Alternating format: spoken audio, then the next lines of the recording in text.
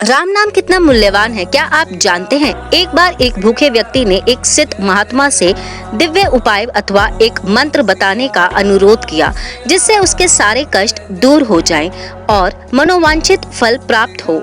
जब महात्मा जी की सेवा करते हुए बहुत दिन बीत गए, तब महात्मा जी ने उससे कहा कि मैं तुम्हें एक गुप्त मंत्र देता हूँ, जिसका पता बहुत कम लोगों को है।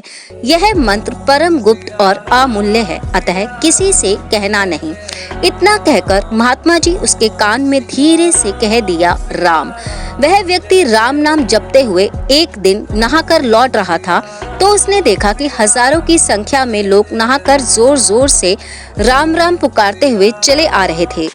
उसके मन में विचार आया कि महात्मा तो राम मंत्र को बड़ा गुप्त बतलाते थे, मुझसे कह भी दिया कि किसी से कहना नहीं, परंतु इसका तो सभी जानते हैं। हजारों मनुष्य राम नाम पुकारते हुए चले आ रहे हैं।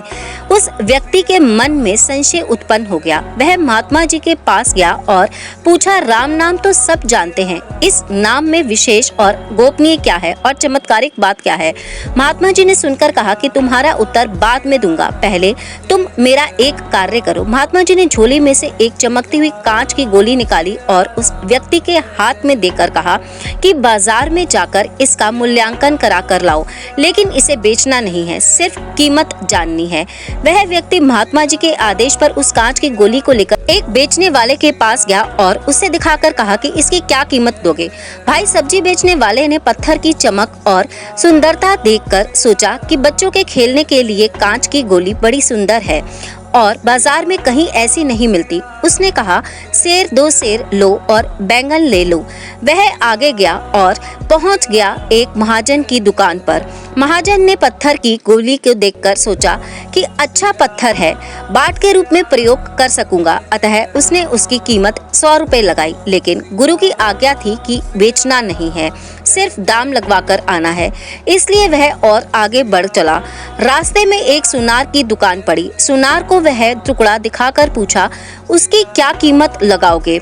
सुनार ने हाथ में लेकर देखा और उसे अच्छा रत्न जानकर 1000 रुपए देने को कहा। वह व्यक्ति हैरान हो गया कि साधारण से कांच के टुकड़े का 1000 रुपए मूल्य। उसकी दिलचस्पी भी और बढ़ गई। वह और आगे गया और एक जोहरी के यहाँ पहुंचा। जोहरी ने उस चमकने वाले पत्थर को देखकर मन में विचार किया कि इतना बड़ा और ऐसा अच्छा हीरा तो जगत में कहाँ होगा। जब वह व्यक्ति उसे बेचने को तैयार नहीं हुआ, तो जोहरी ने उसे 1 लाख रुपए में बेचने पर जोर दिया। उस व्यक्ति ने सोचा कि हो न हो, यह तो कोई बड़ी मूल्यवान वस्तु है। वह और आगे बढ़ा और एक दूसरे बड़े जोहरी की दुकान पर गया।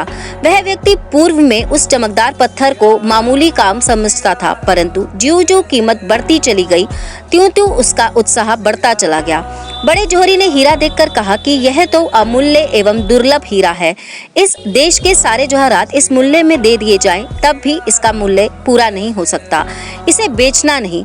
यह सुनकर वह व्यक्ति वापस महात्मा जी के पास गया और बोला कि महात्मा जी, इसकी कीमत कोई ही नहीं कर सकता, यह तो अमूल्य वस्तु है। गुरु ने पूछा कि तुमको यह किसने बताया? उस व्यक्ति ने कहा, मम प्रभु, मैंने यहाँ से बाजार में जाकर पहले सब्जी वाले से पूछा, तो फिर 2 सेर शाक देना स्वीकार किया। महाजन ने 100 रुपए कहा, सुनार ने 1000 रुपए, जोहरी ने 1 लाख और अंत में सबसे बड़े जोहरी ने इसे अमूल्य बताते हुए यह कहा कि इस पत्थर को कभी भी बेचना नहीं, क्योंकि यह इतना नायाब पत्थर है कि इसे दुनिया के कई जोहरी अपने घर संपत्ति बेचकर भी नहीं खरीद सकते हैं। महात्मा जी ने उससे वह रत्न लेकर अपनी झोली में रख लिया। उस जिज्ञासु व्यक्ति ने कहा कि महाराज, अब मेरी शंका का निवारण भी कीजिए। महात्मा जी ने कहा कि मैं तो तुझे शंका निवारण के लिए दृष्टांत सहित उपदेश दे चुका हूँ, तुमने अभी भी नहीं समझा, इसलिए फिर समझाता हूँ। इस रत्न की कीमत कराने में ही तुम्हारी शंका दूर हो जानी चाहिए थी। रत्न अमूल्य था, परंतु उसकी असली पहचान केवल सबसे बड़े जोहरी को ही हुई, दूसरे को नहीं इसकी पहचान हो सकी। यदि मैंने तुम्हें बेचने के लिए आज्ञा दे दी होती, तो तुम सेर 2 सेर शाक सब्जी के मूल्य में इसे बेच ही देते, आगे बढ़ते ही नहीं। अमूल्य वस्तु कौड़ी के मूल्य चली जाती, कितना बड़ा नुकसान हो जाता। इसी प्रकार श्री राम नाम भी गुप्त और अमूल्य पदार्थ है। इसकी पहचान सबको नहीं है और ना इसका मूल्य ही सबको जानते हैं। चीज हाथ में होने पर भी जब तक उसकी पहचान नहीं होती तब तक उसका असलीपन गुप्त ही रहता है। इसी तरह राम नाम के असली महत्व को भी बहुत कम लोग ही जानते हैं।